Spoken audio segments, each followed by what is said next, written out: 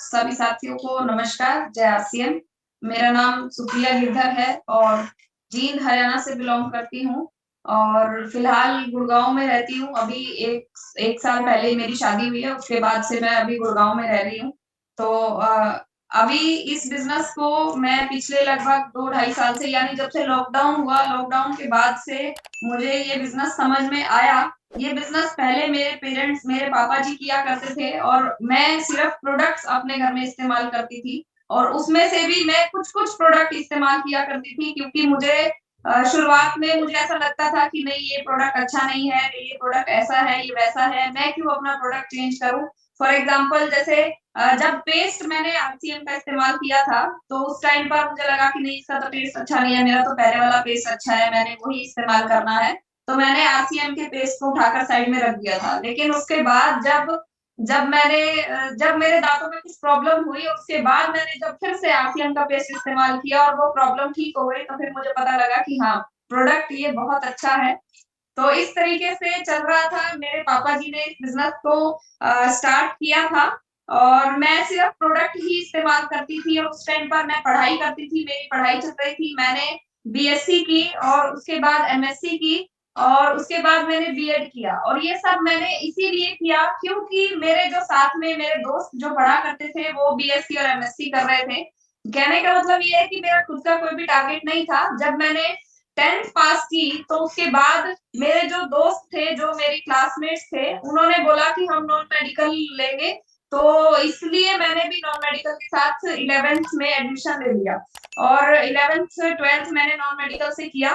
फिर जब 11th 12th में जो मेरे फ्रेंड्स थे, उन्होंने बोला कि हम तो बीएससी करेंगे, इसलिए मैंने भी उनके साथ ही, वो भेड़ चाल जिसको बोलते हैं, भेड़ चाल में मैंने भी बीएससी करना स्टार्ट कर दिया, बीएससी नॉन मेडिकल। और उसके बाद बीएससी वाले दोस्तों ने बोला कि हम तो एमएससी करेंगे, और फिर इसलिए मैंने भी एमएससी करना स्टार्ट कर दिया और फिर बीएड भी इसी तरीके से किया। और अब जब बारी आई जॉब करने की, तो मुझे पता लगा कि एमएससी बीएड करने के बाद तो टीचर बनते हैं, और टीचिंग में तो मेरा कोई भी इंटरेस्ट था ही नहीं। ये चीज मुझे पता चली कि मेरा तो टीचिंग में इंटरेस्ट नहीं है, तो मैंने एमएससी बीएड क्यों किया? क्योंकि मेरा कोई टारगेट नहीं था, मुझे ज्यादा कोई नॉलेज नहीं थी, मेरा कोई मेंटर नहीं था, मुझे कोई बताने सिखाने वाला नहीं था। इसलिए मैंने भेड़ चाल में चलकर एमएससी बीएड तो कर ली। और जब बारी आई जॉब करने की, तो मैं फंस गई कि अब तो मुझे टीचिंग करनी पड़ेगी, जो कि मुझे बिल्कुल भी पसंद नहीं है। तो फिर मैंने अपने पापा जी को बोला कि पापा, मैं जॉब करना चाहती हूँ। तो मेरे पापा ने बोला कि जॉब करना क्यों, कोई जरूरी नहीं है जॉब करना। हाँ, अगर गवर्नमेंट जॉब मिल जाए तो कर लेना, प्राइवेट जॉब तो हम नहीं कराएंगे। हम नहीं चाहते कि 5 7 10 15 हजार रुपए के लिए तुम किसी की गुलामी करो। गुलामी करने की कोई जरूरत नहीं है। उस टाइम पर मेरे पापा जी आरसीएम बिजनेस करते थे और उनको इस बिजनेस की पावर जो है वो समझ आ चुकी थी। तो उन्होंने मुझे ये बात भी बोली कि जॉब करना मतलब किसी की गुलामी करना। किसी को, किसी के अंडर जॉब करने की बजाय अगर तुम्हें ऐसा मौका मिले कि तुम दूसरों को काम दे सको, दूसरों को रोजगार दे सको, तो कैसा होगा? तो मैंने कहा कि हाँ, ये तो बहुत बढ़िया होगा। फिर उन्होंने मुझे आरसीएम का प्लान दिखाया, मुझे बताया कि ये काम करना होगा, ऐसे-ऐसे प्रोडक्ट्स को प्रमोट करना होगा। तो तब मुझे लगा कि नहीं, नहीं, मैंने तो एमएससी बीएड की है। मैंने एमएससी बीएड साबुन, शैम्पू, क्रीम बेचने के लिए थोड़ी ना की है। मैं नहीं करूँगी। मुझे ये बिज़नेस नहीं करना है। मैं क्यों किसी से बात करूँ? क्योंकि उस टाइम पर मेरा बिहेवियर ऐसा था कि अगर कोई नया व्यक्ति है, अगर वो सामने से मुझे हाय हेलो बोल रहा है, तो ही मैं उसकी बात का जवाब दूँगी। अगर वो मुझे हाय हेलो नहीं बोल रहा है, तो मैं किसी को भी सामने से जाकर मैं किसी से बात नहीं करती थी। इतना एटीट्यूड, इतनी ईगो बोल सकते हैं कि वो मेरे अंदर थी। मेरा ऐसा बिहेवियर था उस टाइम पर। तो मुझे ये लगता था कि मैं क्यों किसी से बात करूँ, मैं क्यों साबुन, शैम्पू, क्रीम बेचने का काम करूँ। मैंने तो एमएससी बीएड की है, मैं कोई दुकानदार थोड़ी ना हूँ। तो इसलिए फिर मैं निकल पड़ी अपनी जॉब के लिए। अब जॉब में से, मेरी जॉब में था कि मुझे टीचिंग करनी है, लेकिन टीचिंग मेरा इंटरेस्ट नहीं था, इसलिए मैंने दूसरी जगहों पर ट्राई करना स्टार्ट किया जॉब करने के लिए। लेकिन जहाँ पर भी मैं जाती थी इंटरव्यू देने के लिए, वहाँ पे वो लोग मुझे यही बोलते थे कि आपने तो एमएससी बीएड की है, आपको तो टीचर बनना चाहिए, आप यहाँ क्यों आए हो? आपको तो किसी स्कूल में जाना चाहिए। लेकिन टीचर बनना मुझे बिल्कुल भी पसंद नहीं था, इसलिए मैंने अलग-अलग जगहों पर ट्राई किया, लेकिन मेरी क्वालिफिकेशन के हिसाब से मुझे वहाँ पर जॉब नहीं मिला। और आखिरी ऑप्शन जो मेरे पास बचा वो था टीचर बनने का, जो कि बिल्कुल अपने मन को मार के और मैं एक स्कूल में गई इंटरव्यू देने के लिए और वहां पे मेरा सिलेक्शन भी हो गया और उन्होंने मुझे यही बोला कि आप कल से स्कूल को ज्वाइन कर सकते हो, आप कल से आ जाना। तो मैं अगले दिन गई और वो मेरा स्कूल का पहला ही दिन था और वहां पर बच्चों के एग्जाम चल रहे थे, तो अगर एग्जाम चल रहे थे तो क्लास तो लगनी नहीं थी। तो उन्होंने मुझे बोला कि क्लास तो हो नहीं रही है, तो आप ऐसा करो, आप रिसेप्शन पर बैठ जाओ, यानी कि फ्रंट डेस्क पर बैठ जाओ। तो मैंने बोला कि रिसेप्शन पे अगर मैं बैठ जाऊं तो मुझे तो ज्यादा नॉलेज नहीं है स्कूल के बारे में, क्योंकि मैं तो पहले ही दिन आई हूँ, तो क्या मैं रिसेप्शन पे बैठ रहेगा? तो उन्होंने मुझे ये बोला कि हाँ, आप बैठ जाओ, आपने कुछ नहीं करना है। अगर कोई भी व्यक्ति आता है तो उसको डायरेक्ट प्रिंसिपल ऑफिस में नहीं जाने देना है, उसको बैठाओ, उससे पूछो और अंदर से परमिशन देके फिर उसको जाने देना है। तो मैंने बोला ठीक है, ये तो बहुत आसान काम है, तो मैंने ऐसा ही किया। और उसके बाद जब जब मैं रिसेप्शन पर बैठी और एक व्यक्ति सामने से आया और जिसकी उम्र लगभग 50 साल के आसपास की थी, एक आदमी, एक जेंट्स आए और मैंने उनसे पूछा, सेम जो मुझे ड्यूटी दी गई थी मैंने वो की कि हाँ जी सर बताइए आपको किससे मिलना है। तो उस व्यक्ति ने जो बात की मुझसे, बहुत ज्यादा अच्छे तरीके से बात नहीं की, बहुत बुरे तरीके से बात की कि तू नहीं आई है क्या स्कूल में, तुझे पता नहीं है क्या मैं कौन हूँ? इस तरीके से उन्होंने मुझसे बात की। तो मैंने बोला कि नहीं, मुझे नहीं पता। तो उन्होंने बोला कि मैं स्कूल का मालिक हूँ। तो वो बात जो है उनको बुरी लगी कि वो तो स्कूल का मालिक है, उसको किसी ने क्यों रोक लिया, कैसे कोई उनको रोक सकता है? तो उनका जो बिहेवियर था मुझसे बात करने का वो बिल्कुल भी अच्छा नहीं था और स्कूल की छुट्टी का टाइम होने वाला था, तो मैं अपने घर पर आ गई और मुझे ये रियलाइज हुआ कि नहीं, मुझे ये जॉब नहीं करनी है। कुछ तो मैं वैसे ही अनमने से मन से स्कूल में गई थी, क्योंकि मेरे पास और कोई ऑप्शन नहीं था। और दूसरा, वहां जाकर ऐसा इंसिडेंट हुआ तो मेरा बिल्कुल ही मन उतर गया कि नहीं, मैं तो नहीं जाऊंगी स्कूल में, और मैंने घर आके बोल दिया कि मैं नहीं जाऊंगी कल से उस स्कूल में, मुझे नहीं जाना है।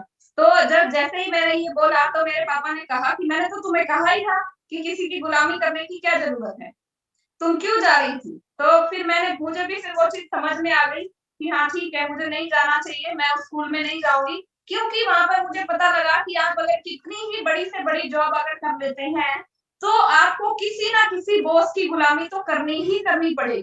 कोई ना कोई आपका बॉस जरूर होगा, चाहे आप कितनी ही बड़ी जॉब कर रहे हैं, चाहे आपकी उस जॉब से सैलरी 1 लाख, 2 लाख, 3 लाख, 5 लाख भी है, तो भी आपको किसी ना किसी बॉस का गुलाम तो बनना ही पड़ेगा, जो कि मुझे बिल्कुल भी पसंद नहीं था।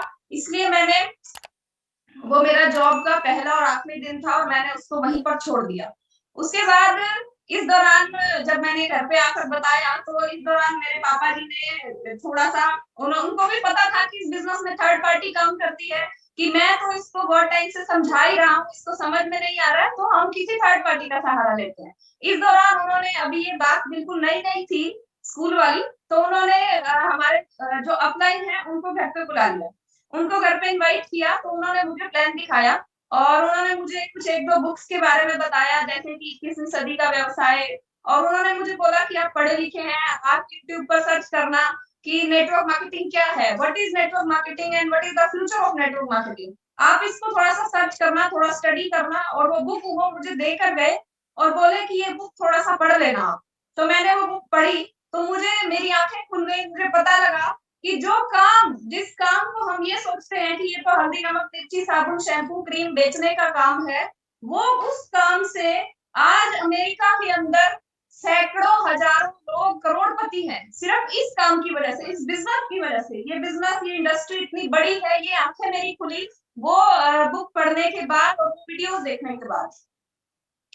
अब मुझे ये तो समझ में आ गया कि अगर हमें अपने सपनों को पूरा करना है तो हमें इस बिज़नेस को करना पड़ेगा।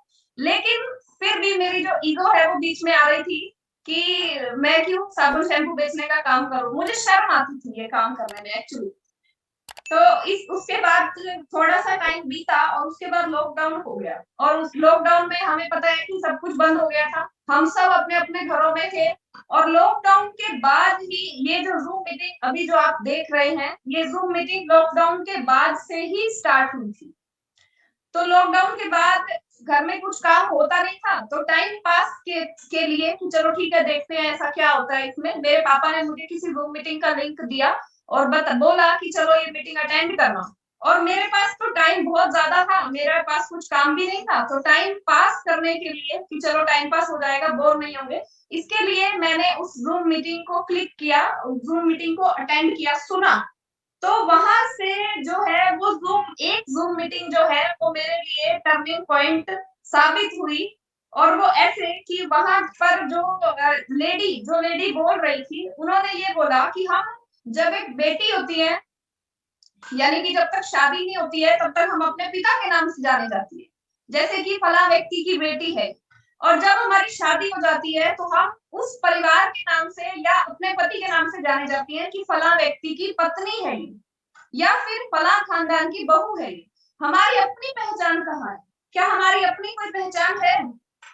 ये चीज़ मुझे वहाँ से समझ में आई कि अगर हमें अपनी पहचान, उन्होंने आगे ये भी हमें बताया कि हमारी अपनी कोई पहचान नहीं है, अपनी पहचान बनाने के लिए क्या करना चाहिए? अपनी पहचान कैसे बन सकती है? अपनी पहचान हम इस बिज़नेस के माध्यम से बना सकते हैं। इस बिज़नेस में अगर हमें ₹500 का भी चेक आया है, उसको भी सेलिब्रेट किया जाता है। हम अपने घर में पूरा दिन खाना बनाती हैं, अपने बच्चों का ध्यान रखती हैं, पति का ध्यान रखती हैं, घर की सफाई करती हैं, पूरा 10-10, 4-4, 5-5, 6-6 लोगों के लिए खाना भी बनाती हैं, लेकिन कभी भी हमें शाबाशी नहीं दी जाती है। यहाँ पे अगर हमने छोटा-सा गामा और इग्नोर भी सेंड कर दिया, तो भी हमें यहाँ पे शाबाशी दी जाती है। यहाँ अगर हमें ₹150 का चेक भी आया है, तो भी हमें यहाँ पे रिकॉग्नाइज़ किया जाता है, वहाँ इसको सम्मानित किया जाता है हमें।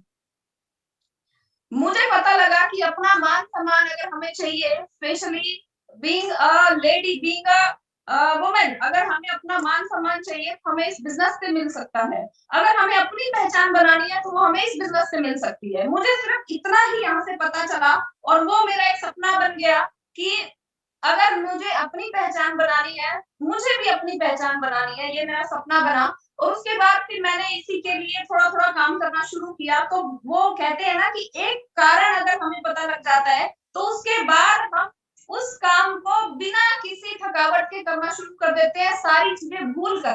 तो मुझे वो कारण पता लग गया था कि अपनी पहचान बनाना एक मेरा कारण था इस बिज़नेस को करने का। हो सकता है आप में से भी बहुत से लोगों का ये कारण हो, अपनी पहचान बनाना।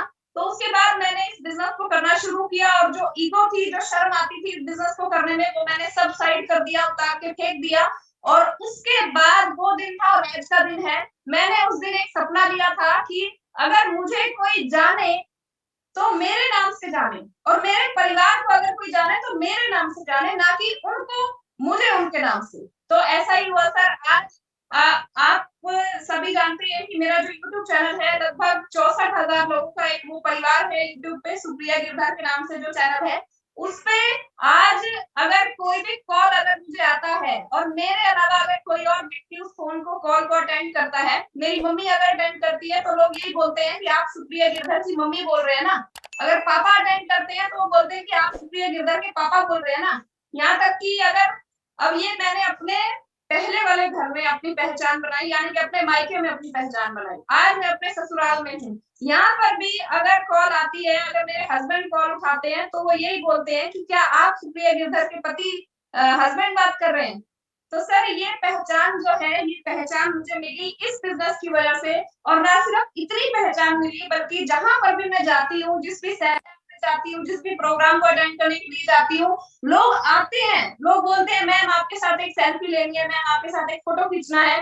तो उस टाइम पे जो हमारी फीलिंग होती है, एक सेलिब्रिटी वाली फील मैं कहूँगी कि वो फील हमें आती है। और ना सिर्फ मुझे, बल्कि अभी पिछले दिनों की बात है जब मेरे पापा जी एक बार भीलवाड़ा गए थे, तो वहाँ पे उन्होंने लोगों को पता चला कि ये सुप्रिया गिरधर के पापा हैं। मैं वहाँ पर अवेलेबल नहीं थी, मैं नहीं गई थी, लेकिन मेरे पापा गए थे। तो उन लोगों ने मेरे पापा को भी नहीं छोड़ा। उन्होंने बोला कि सर आप सुप्रिया गिरधर के पापा जी हैं, आओ आपके साथ भी सेल्फी लेनी है। वो मेरे पापा जी के साथ भी फोटो ले रहे थे। मेरा भाई अभी हाल-फिलहाल उदयपुर का ट्रिप करके आया, वहाँ पे उनको पता चला तो उन्होंने मेरे भाई के साथ भी सेल्फी लेना शुरू कर दिया। यानी कि ये बिज़नेस ना सिर्फ हमें पहचान देता है, हमारे साथ-साथ हमारे परिवार को भी पहचान देता है। एक और बात मुझे छोटी-सी याद आ गई, चंडीगढ़ में मेरे चाचा जी रहते हैं। और मेरे पापा उनके पास गए हुए थे, तो उनको कुछ थोड़ा बहुत बताया प्रोडक्ट्स के बारे में। वैसे तो अपने जो परिवार के लोग होते हैं वो नहीं मानते उतना ज्यादा, लेकिन उन्होंने थोड़ा बहुत बताया। तो उन्होंने कहा कि ठीक है, आप ये सामान हमें दिलवा दो, हमसे मिलेगा। तो मेरे पापा ने फटाफट से ऐप में आरसीएम का पिकअप सेंटर चंडीगढ़ में सर्च किया और वहां पे उनको लेकर गए। तो जब वो पिकअप सेंटर वाले जो व्यक्ति थे, उन्होंने पूछा कि आप कहाँ से आए हो? तो मेरे पापा जी ने बोला कि मैं जींद से आया हूँ। तो उन्होंने कहा कि अच्छा, आप जींद से आए हो? जींद में तो वो रहती है, वो सुप्रिया गिरधर रहती है, आप उनको जानते हो क्या? तो मेरे पापा ने बोला कि हाँ, वो मेरी ही बेटी है। तो सर, आप यकीन नहीं मानेंगे, उन्होंने इस तरह तलियों पे खिलाया मेरे पापा जी को। उन्होंने बोला कि अरे अरे सर, आप बैठिए, आपके साथ तो एक फोटो बनता है। आपको आपने तो आपकी बेटी ने तो पूरे इंडिया में नाम कमाया है। हम तो उनकी बहुत सारी वीडियोस देखते हैं, हमें तो बहुत अच्छा लगता है। बहुत से लोग मुझे कॉल कर करके बोलते हैं, मैम आपकी वीडियो को देख के मैंने हजारों लोगों को ज्वाइन करवा दिया, आपकी वीडियो को देख के मैंने इतने गांव वाले लोग सेल कर दिए। तो सर, ये इस तरीके से इतना जो मान सम्मान प्यार जो हमें मिल रहा है, वो मेरी ताकत नहीं है, वो इस बिजनेस की ताकत है। इस बिजनेस की वजह से ही हमें ये मान सम्मान और ये प्यार मिल रहा है। कितनी बार तो ऐसा ही हुआ सर, मैं कितने कई सेमिनार में गई, वहां पे जो मेन गेस्ट होते हैं उनकी उनके साथ सेल्फी लेने की बजाय लोग मुझे आके बोलते हैं कि आपके साथ सेल्फी लेनी है। तो इतना मान सम्मान जो है सर, वो हमें इसी बिजनेस की वजह से मिल सकता है। और वो जो सपना मैंने उस दिन देखा था, आज मुझे लगता है कि वो सपना पूरा हो चुका है, और वो इसी बिजनेस की वजह से हुआ है। आप भी इस बिजनेस में कोई सपना लेके काम कीजिए। एक सपना और मैं आपको बताती हूँ जो इस बिजनेस ने पूरा किया है। ये बिजनेस जो है एक कल्प वृक्ष की तरह है। जिस तरह कल्प वृक्ष होता है ना, उसके नीचे खड़े होके अगर हम कुछ भी बोलते हैं, कुछ भी, तो वो तुरंत पूरा हो जाता है। इसी तरीके से ये बिजनेस जो है ये कल्प वृक्ष की तरह है। यहाँ हम कुछ भी बोलते हैं तो हमारा हर सपना पूरा हो जाता है। जैसे कि मेरे पापा जी ने सपना लिया जब रिलायंस आया था, नया नया रिलायंस के जो मोबाइल आए थे, तो उस टाइम पर मेरे पापा जी ने सपना लिया कि मेरा भी बिजनेस पूरे देश में होना चाहिए।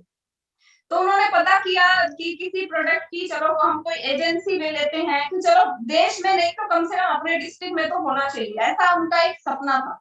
तो जब उन्होंने पता किया किसी प्रोडक्ट की डिस्ट्रीब्यूटरशिप लेने के लिए, तो उनको पता चला कि लाखों रुपए लगेंगे और बहुत सारा पैसा लगता है, लेकिन उनके पास उतना ज्यादा पैसा नहीं था।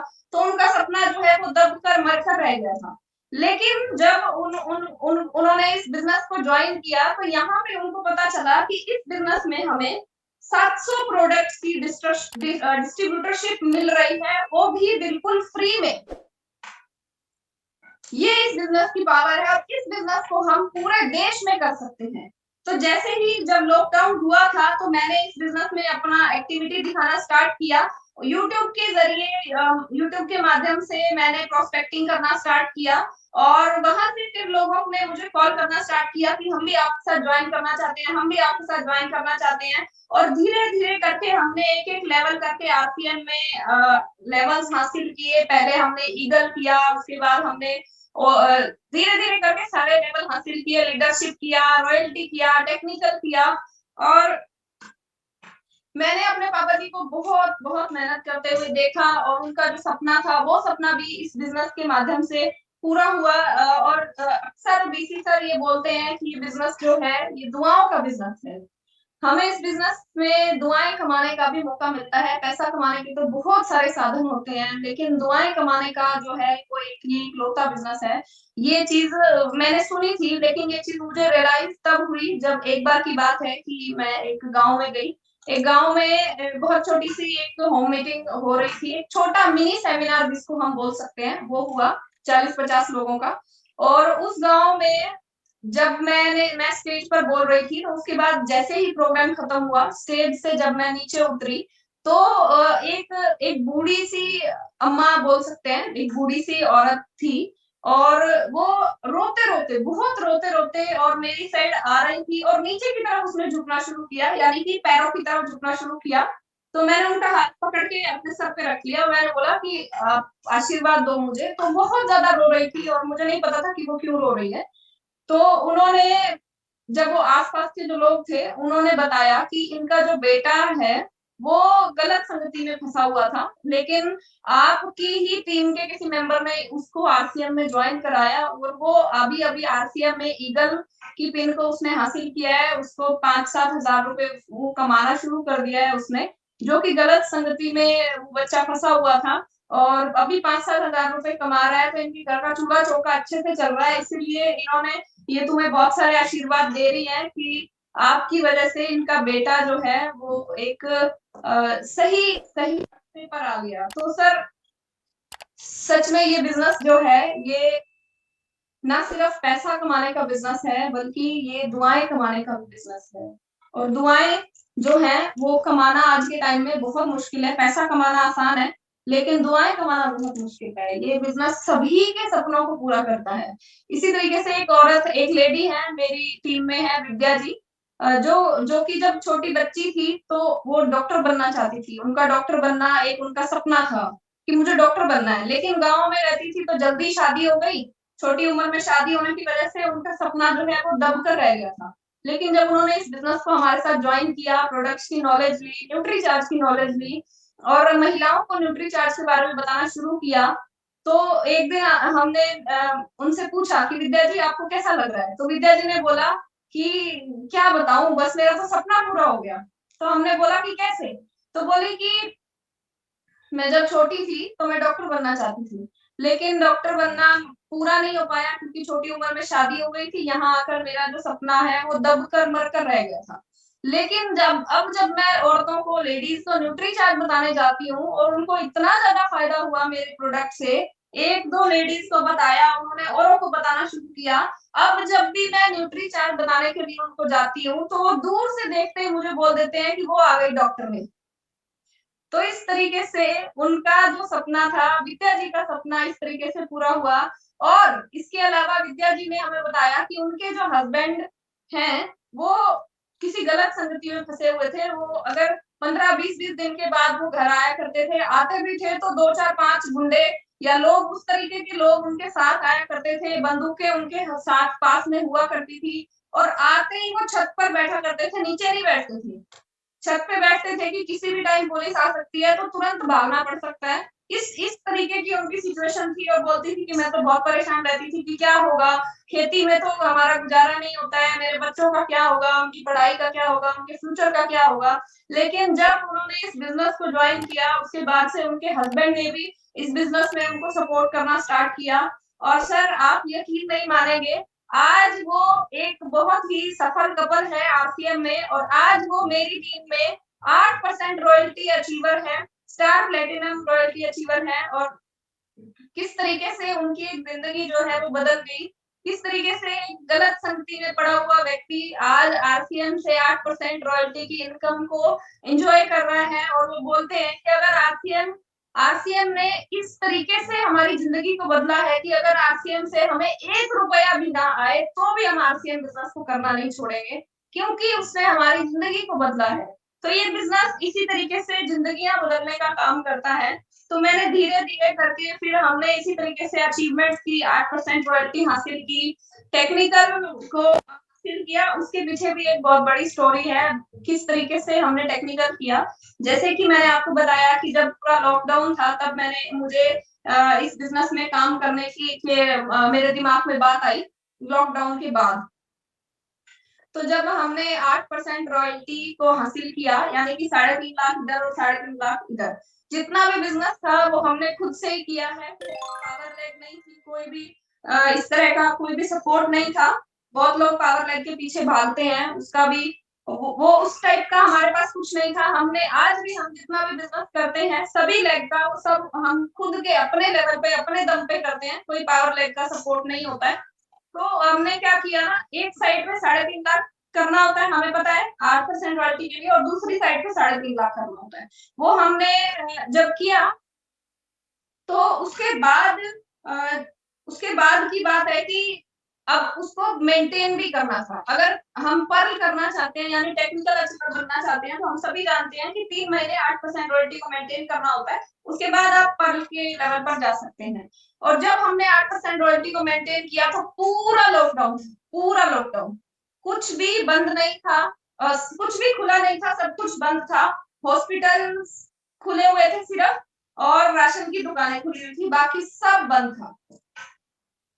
तो उस टाइम पर मेरे पापा जी ने मुझे मना किया कि अब नहीं होगा। यहाँ तक कि हमारे आधे तो पिकअप सेंटर भी बंद थे, वो भी नहीं खुलते थे, और लोग अपने घरों से बाहर नहीं निकल सकते थे, बाहर जाते थे तो उनको पुलिस के डंडे पड़ते थे। इस तरह की सिचुएशन थी लॉकडाउन के अंदर, स्कूल बंद, सब कुछ बंद। लेकिन मैंने अपने पापा जी को बोला कि नहीं, रॉयल्टी तो मेंटेन करनी ही करनी है, किसी भी लेवल पे करें, हम तो करेंगे। तो मेरे पापा ने बल्कि मुझे डांट भी लगाई कि तेरा तो दिमाग खराब है, तू तो पागल है, कैसे हो सकता है 8% रॉयल्टी कैसे मेंटेन हो सकती है? जब पिकअप सेंटर ही नहीं खुले हैं तो कैसे मेंटेन हो जाएगी? जब लोग बाहर ही नहीं जा सकते हैं तो कैसे हो जाएगी? तो मैंने बोला कि मुझे नहीं पता कैसे होगी, लेकिन होगी, करना जरूर है। तो मेरे पापा ने भी बोला जिद्दी है तू तो, ऐसा बोल के और वो चले गए। और ऐसा एक बात और मुझे याद आ गई कि बचपन से ही मैं, मेरा थोड़ा सा जिद्दी नेचर है। किसी भी चीज को लेके मैं जिद करती हूँ, और जब तक मुझे वो नहीं मिलती है तब तक मुझे चैन नहीं नहीं पड़ता है, ऐसा मेरा नेचर है। एक छोटे होते की बात है, मैं जब 3-4 साल की थी, तो उस टाइम पर मैंने किसी दूसरे बच्चे को, मेरे बराबर के किसी दूसरे बच्चे को देखा, लाइट वाले जूते पहने हुए देखा। आपको पता होगा बच्चों के जूते आते हैं, लाइट जलती है उसमें।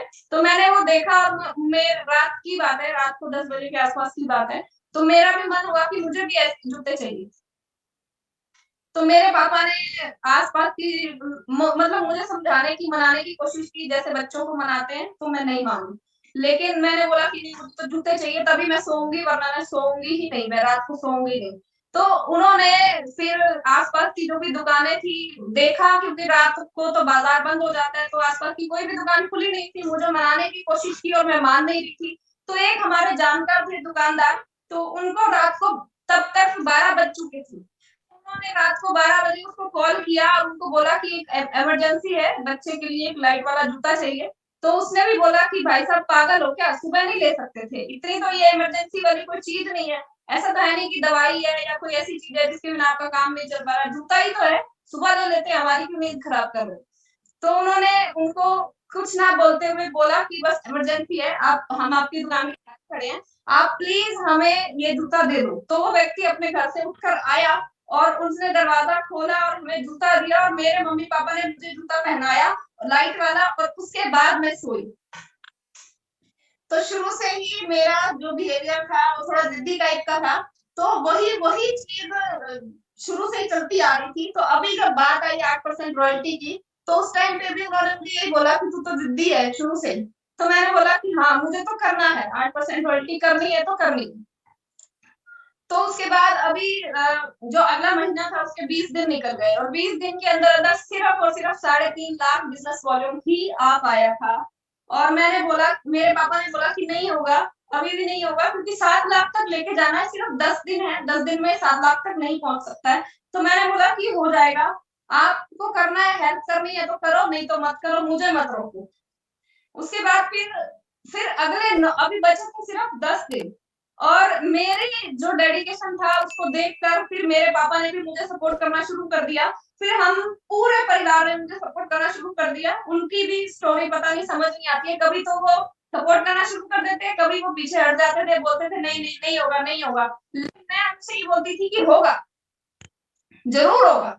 तो मेरा डेडिकेशन देख के फिर जब 10 आखिरी के 10 दिन बचे, तो उन्होंने मेरे साथ ही बैठकर, हम सब लोग 4 लोग हैं हम घर में, मैं, मेरी मम्मी-पापा और मेरा भाई। हम 4 लोग घर के 4 अलग-अलग कोनों में बैठकर कॉल पे कॉल, कॉल पे कॉल, हमने डिस्ट्रीब्यूटर्स को, नए लोगों को कॉल पे कॉल करना शुरू किया। सर सामान लेके आओ पिकअप सेंटर से। फटाफट पिकअप सेंटर देखकर बताया, पिकअप सेंटर पे कॉल किया, सर पिकअप सेंटर खुला है क्या? हमारे एक बंदा आ रहा है सामान लेने के लिए। वो बोलते हैं हाँ, हाँ खुला है, ठीक है भेज दो। उनको कॉल किया, सर पिकअप सेंटर खुला है, जल्दी चले जाइए, अभी चले जाओ वरना पुलिस के डंडे पड़ेंगे। इस तरीके से सर हमने अगले 9 दिन के अंदर-अंदर चारों लोग 4 अलग-अलग कोने में बैठ के कॉल पे कॉल, कॉल पे कॉल। सुबह 9 बजे हम लोग स्टार्ट होते थे, रात को 9-10 बजे तक हम कॉल, कॉल, कॉल, दिन में 200, 300, 500 कॉल्स भी हमने की। खाना-पीना भी भूल गए सर, आखिरी के 10 दिन में हम खाना-पीना भी भूल गए थे। तो जब 9 दिन हुए तो हमारा 3 लाख बिज़नेस जो है वो आ गया। यानी 3.5 पहले 20 दिन में आ गया था, 3 लाख जो है वो आखिरी के 9 दिन में आ गया। तो टोटल बिज़नेस हुआ 6.5। अब रॉयल्टी के लिए हमें चाहिए होता है 7 लाख बिजनेस वॉल्यूम, लेकिन हम लोग थोड़ा मार्जिन भी जरूर रखते हैं, और थोड़ा नहीं, हम लोग ज्यादा ही मार्जिन रखते हैं। अब हमें हमारा जो मेंटेलिटी थी वो ये थी कि 3.5 की बजाय हमारा 4 लाख इधर हो जाए, यानी 50,000 का गैप, और 4 लाख इधर हो जाए, टोटल 8 लाख। और हमारा हुआ था 29 तारीख तक हमारा जो बिजनेस था वो 6.5 लाख का था। तो हमारे दिमाग में ये था कि अब एक ही दिन बचा है और एक दिन में 1.5 लाख बिजनेस कैसे आएगा। आखिरी का वो दिन था, मुझे याद आया दीदी, हमारे अब यहाँ तक कि हमारे अपलाइन ने भी हमें कॉल करके पूछा कि आप करते क्या हो, आप कर क्या रहे हो ऐसा, आपने इतना बिजनेस इतने भरे लॉकडाउन में कैसे लागू खड़ा कर दिया, आप ऐसा क्या करते हो। सर अपलाइन तक भी परेशान, मतलब हैरान थे कि ये लोग ऐसा क्या करते हैं। तो आखिरी का वो दिन था सर, सुबह से लेके और रात तक हमने पूरा दिन यही काम किया, रात के 12 बजे तक, क्योंकि क्लोजिंग 12 बजे तक होती है, 12 बजे तक हमने कॉल्स और इस तरीके से सिर्फ अपने घर बैठे बैठे, हम किसी से मिलने नहीं गए, सिर्फ कॉल्स के जरिए हमने सर आखिरी के दिन में वो 1.5 लाख बिजनेस लेके आए। लोग पूरे पूरे महीने में 1 लाख बिजनेस नहीं कर सकते, हमने आखिरी के दिन में 1.5 लाख का वो बिजनेस किया, मैंने और मेरे पूरे परिवार ने। और वो रॉयल्टी का जो टाइम था वो हमने 3 महीने भरे लॉकडाउन में 3 महीने रॉयल्टी को मेंटेन किया। चौथे महीने हमने पर ही किया, 5-5 लाख दोनों में चाहिए होता है, वो हमने उसको मेंटेन किया और आगे भी उसको मेंटेन करते रहे सर, हमारा बिजनेस कभी भी डाउन नहीं गया। अक्सर ऐसा ही होता है कि एक बार बिजनेस बढ़ जाता है, अगली बार डाउन हो जाता है, फिर बढ़ जाता है, और सितंबर में और मार्च के बिजनेस बढ़ जाता है, बाकी के महीने में डाउन हो जाता है। हमारा बिजनेस कभी भी डाउन नहीं हुआ, हमेशा हमारा बिजनेस बढ़ता रहा। वो इसीलिए क्योंकि हम लोग सुबह उठ के इस तरह से टेबल पे बैठ जाया करते थे, चाय भी हमें यहाँ टेबल पे मिलती थी, इस तरीके से हम लोग काम किया करते थे। और रात के 10-10, 11-11 बजे तक पूरा दिन कॉल करते रहते थे, पूरा दिन बातें करते रहते थे लोगों के साथ। हमें ये लगा कि हम अगर अगर हम लॉकडाउन में हैं, अगर हम ये बिजनेस नहीं कर रहे हैं, बाहर हम लोग जा नहीं सकते हैं, तो हम क्या करेंगे। पूरा दिन या तो टीवी देखेंगे, या फिर सोएंगे, या आराम करेंगे, या फोन की चार्जिंग खत्म करेंगे, नेट नेट खत्म करेंगे। इससे बढ़िया क्यों ना हम अपने इस बिजनेस को आगे बढ़ाएं। और इस तरीके से सर, और यहाँ तक कि हमारे अपलाइन ने भी मना कर दिया था, उन्होंने भी बोला कि आपने ये गलत टाइम चुन लिया बिजनेस को मेंटेन करने का, नहीं हो पाएगा। आखिरी टाइम तक हमारे अपलाइन भी हमें यही बोलते रहे कि नहीं हो पाएगा, लेकिन हमने जिद नहीं छोड़ी और हमने करके दिखाया। और जब पूरा हो गया तो उसके बाद उन्होंने भी यही बोला कि हाँ, आपने तो करना ही था, हमें तो पता ही था कि आप तो इसको कर ही देंगे। तो सर सेम हमारे साथ ऐसा ही होता है, पहले जो लोग हमें मना करते हैं वो ही लोग बाद में हमें शाबाशी भी देते हैं। तो हमारे साथ भी सेम ऐसा ही हुआ, और इस तरीके से हमने लगातार इस बिजनेस को आगे बढ़ाया। आज इस बिजनेस में टेक्निकल अचीवर है। इसके बाद फिर जब बिजनेस पूरा हुआ तो फिर बारी आई कि अब जैसे पेरेंट्स सोचते हैं हर बेटी के बारे में कि चलो अब शादी करनी है, तो शादी के बारे में उन्होंने सोचा, तो बहुत सारे रिश्ते आए, बहुत से रिश्ते हमने भी देखे। तो बहुत से लोगों ने हमें मना कर दिया, बहुत से लोगों को हमने मना कर दिया कि हमें नहीं करना है, इसलिए क्योंकि हमारी 2 ही शर्तें थी। हमारी शर्तें ये थी कि वो व्यक्ति हमें आरसीएम बिजनेस करने से ना रोके। दूसरी ये थी कि मेरा जो यूट्यूब चैनल था उससे ना रोके, क्योंकि बहुत से लोग यूट्यूब को पसंद नहीं करते हैं कि इस तरीके से हमारे घर की बहू जो है वो यूट्यूब पर वीडियोस बना रही है, वो लोग नहीं पसंद करते हैं, या ये बिजनेस इस तरीके का कर रही है तो लोग नहीं पसंद करते हैं। तो बहुत लोगों ने हमें मना किया कि नहीं नहीं, बिजनेस नहीं करना है, कुछ और कुछ कुछ भी कर लो, लेकिन ये बिजनेस नहीं करना है, लोगों को जोड़ने का काम है। क्योंकि उनको पूरी नॉलेज नहीं होती है, वो यही बोलते थे कि ये तो लोगों को जोड़ने का काम है, ये तो ऐसा है, ये तो वैसा है। तो एक बार की बात है, एक बार एक बहुत ही बड़े, बहुत ही मतलब करोड़पति घर से एक रिश्ता आया। तो जैसे ही दोनों परिवारों ने बैठकर बात की, तो वहां से उन्होंने ये बोला कि नहीं, ये बिजनेस करने की कोई जरूरत नहीं है, कि हमारे पास बहुत पैसा है, आपकी बेटी को काम करने की कोई जरूरत नहीं है।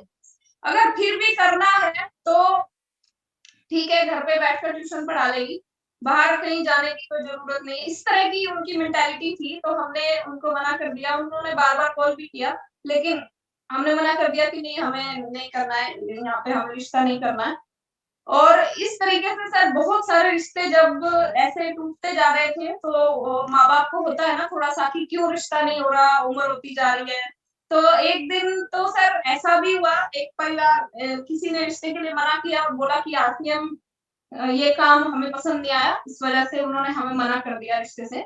तो बार-बार ऐसा होता जा रहा था, तो एक दिन मेरे पापा जो है बहुत ही ज़्यादा उदास हो गए और मैंने उनको वो बैठ गए जैसे सोफ़े पर बैठे हुए थे और बैठे-बैठे उन्होंने रोना शुरू कर दिया। और उनको ऐसा रियलाइज़ हुआ कि कहीं मतलब ये तो जॉब करना चाह रही थी, मैंने इसको आरसीएम की तरफ इसका रुख किया और अब ये आरसीएम को छोड़ने को तैयार नहीं है। तो उनको ये लगा कि कहीं मैंने ही कोई गलती तो नहीं कर दी, कहीं इसकी शादी हो ही ना, कहीं इसका मतलब ज़िंदगी तो खराब नहीं हो जाएगी। ऐसा बहुत-सी बातें पेरेंट्स के मन में आती हैं, ऐसा उन्होंने वो रोना शुरू किया तो अब बच्चा अपने पापा को रोते हुए तो नहीं देख सकता है, तो फिर मैं भी साथ में रोना शुरू कर दिया और वो बहुत ही मतलब सीरियस सा बहुत ऐसा वो इवेंट वो मौका था वो कि बहुत ज़्यादा इमोशनल हो गया था, तो मेरे पापा को ये लगा कि हमें इस बिज़नेस को छोड़ देना चाहिए क्योंकि जिसकी वज़ह से शादी नहीं हो रही है या लेकिन मैं फिर उस टाइम पर मैं इस बिज़नेस को छोड़ने के लिए तैयार नहीं थी क्योंकि मुझे पता लग गया था। मैंने बोला कि ठीक है शादी नहीं होगी तो मैं नहीं करूँगी लेकिन मुझे इस बिज़नेस को ज़रूर करना है। मुझे शादी की ज़रूरत नहीं है, मुझे इस बिज़नेस की ज़रूरत है क्योंकि तब तक मुझे सब चीज़ें समझ में आ चुकी थी।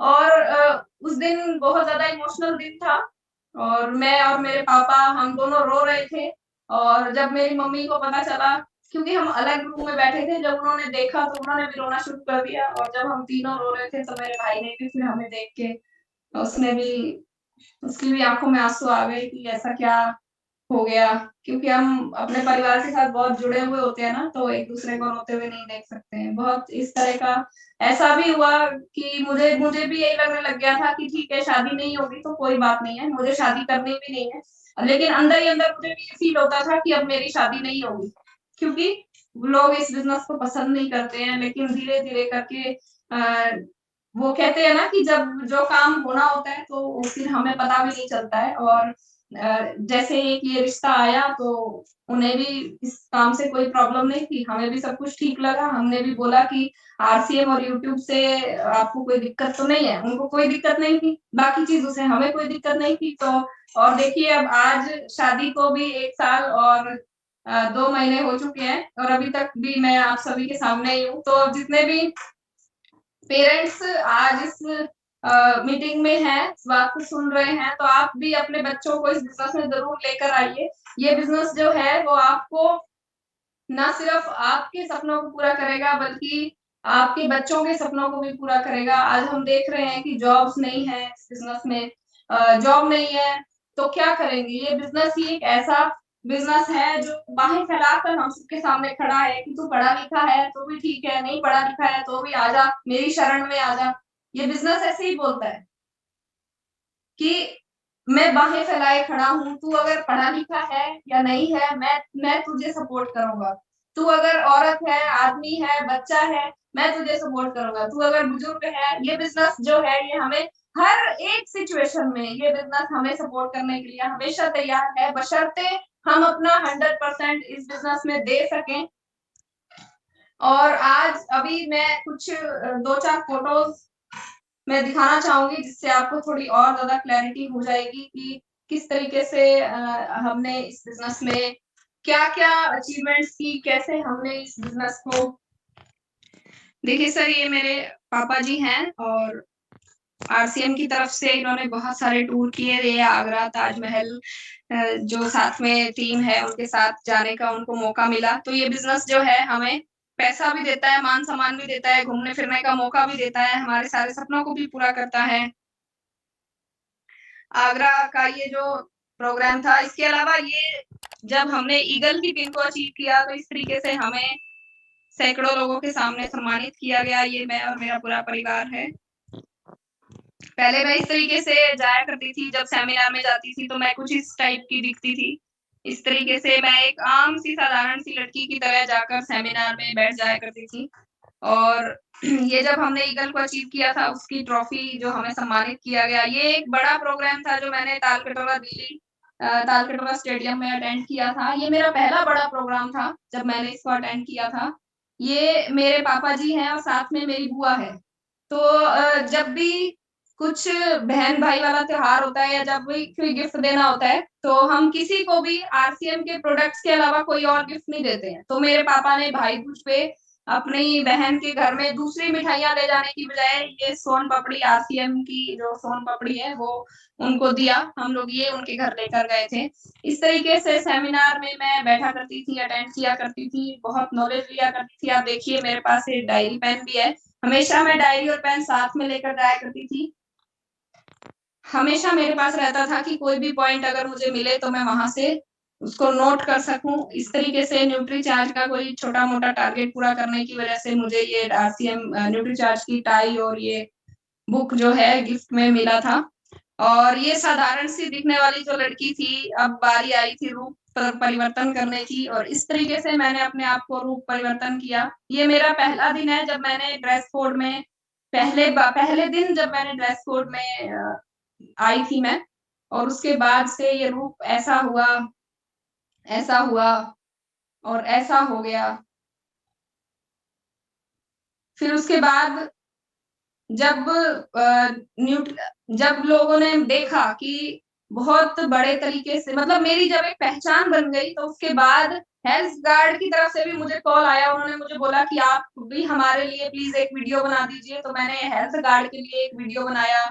ये जब हेल्थ गार्ड का ही जब एक ये प्रोग्राम हुआ था, टैलेंट दिखाओ और जीतो 5,000 का इनाम, तो इसके लिए भी उन्होंने मुझे कॉल करके बोला कि आप प्लीज हमारे लिए एक वीडियो बना दीजिए। तो मैंने उनके लिए ये एक वीडियो बनाया। गुड डॉट की तरफ से फिर मुझे कॉल आया कि आप गुडशिप पे हमारा कोई वीडियो बना दीजिए प्लीज हमारे लिए, ताकि हमारे प्रोडक्ट को और ज्यादा प्रमोशन मिल सके। तो इस तरीके से मैंने गुडशिप पर भी एक वीडियो बनाया था।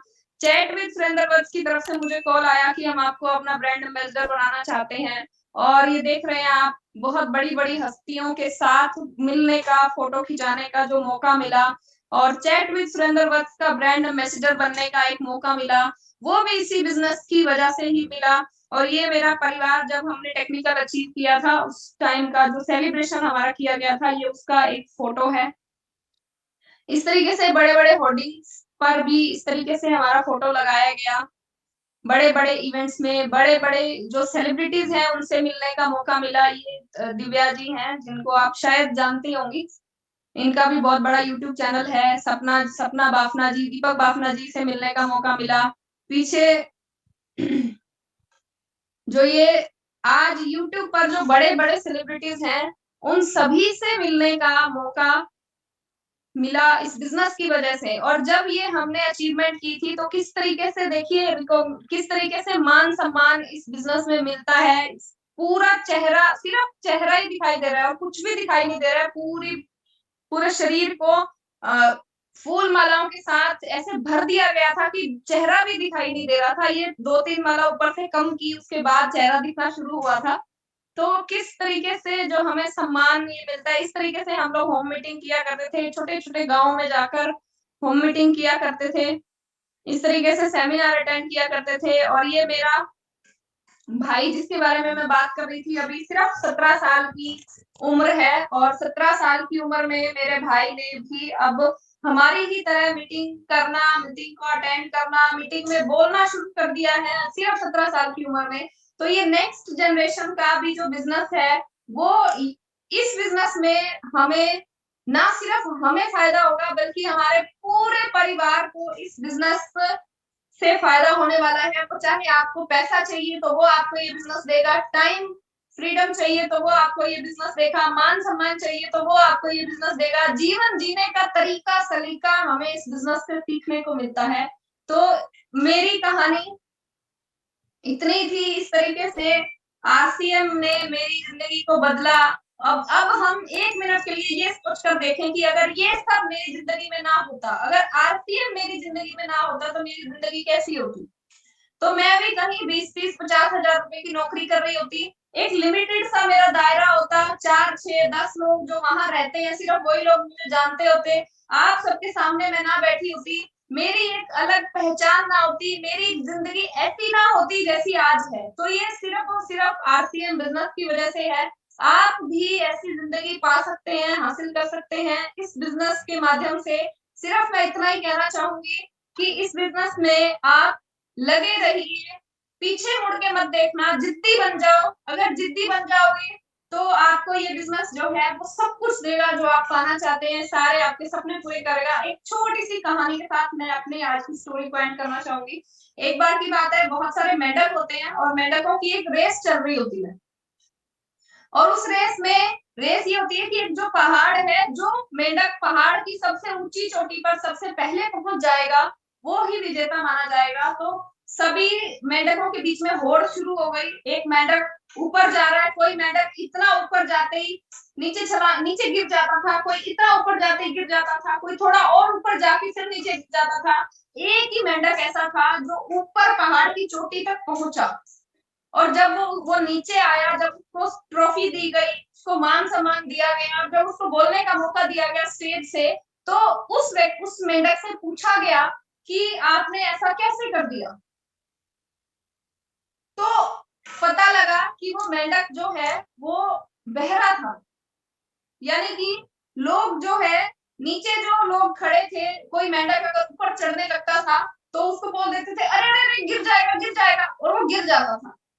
फिर थोड़ा और ऊपर चढ़ने लगता था तो नीचे खड़े लोग बोल देते थे, अरे अरे गिर जाएगा, वो सच में गिर जाता था। अब कुछ और ऊपर चढ़ने लगता था तो उसको बोल देते थे, गिर जाएगा, संभाल के ध्यान से, और वो सच में गिर जाता था। लेकिन वो एक मेंढक जो पहाड़ की चोटी पर पहुंचा, वो इसीलिए पहुंचा क्योंकि वो बहरा था। उसको नीचे वाले लोगों की बातें सुनाई नहीं दे रही थी। सेम इसी तरीके से हम भी अगर इस बिजनेस में आगे बढ़ना चाहते हैं तो हमें भी बहरा बनना पड़ेगा। लोग क्या कर रहे हैं, लोग हमें बोलेंगे तू कामयाब नहीं हो सकता, तू बनेगा करोड़पति, तू गाड़ी खरीदेगा, तू तुझे मान सम्मान मिलेगा, तुझे कौन मान सम्मान देगा, पागल आदमी है। लोग ऐसा बोलेंगे, लेकिन आपको बहरे बन जाना है। अगर आप बहरे बन जाएंगे तो ही आप उस मुकाम तक पहुंच पाएंगे। अगर आप लोगों की बातों पर का असर अपने ऊपर होने देंगे तो आप कभी भी उस लेवल पर नहीं पहुंच पाएंगे। सेम मेरे साथ भी ऐसा ही हुआ। भले ही मेरे परिवार के लोग थे, जब लॉकडाउन में मेंटेन करने की बात आई तो उन्होंने भी बोला कि नहीं होगा, क्योंकि इसमें गलती उनकी नहीं थी। गलती उनकी ये थी कि उन्होंने माहौल ही ऐसा देखा था कि इस बिजनेस में तो 6 महीने बाद ही बिजनेस बढ़ता है, उससे पहले बिजनेस बढ़ता ही नहीं है। जैसा उन्होंने सीखा था वैसा ही उन्होंने मुझे बताने की कोशिश की, लेकिन मैंने उनकी बात को नहीं माना, नहीं सुना, मैं बहरी हो गई और आज मैं आपके सामने हूँ। लेकिन अगर मैं मान लेती तो शायद वो रॉयल्टी कभी भी उस लॉकडाउन में तो मेंटेन हो ही नहीं सकती थी। तो इसी तरीके से आपको भी बहरे बनना पड़ेगा। अगर बहरे हो जाएंगे तो जरूर आप भी इस बिजनेस में ऊंचाइयों पर पहुंच जाएंगे, और ना सिर्फ यही बिजनेस बल्कि जिंदगी के हर उस मुकाम को आप हासिल करेंगे जिसको आप करना चाहते हैं। तो मेरी तरफ से आज इतना ही था। सभी को नमस्कार।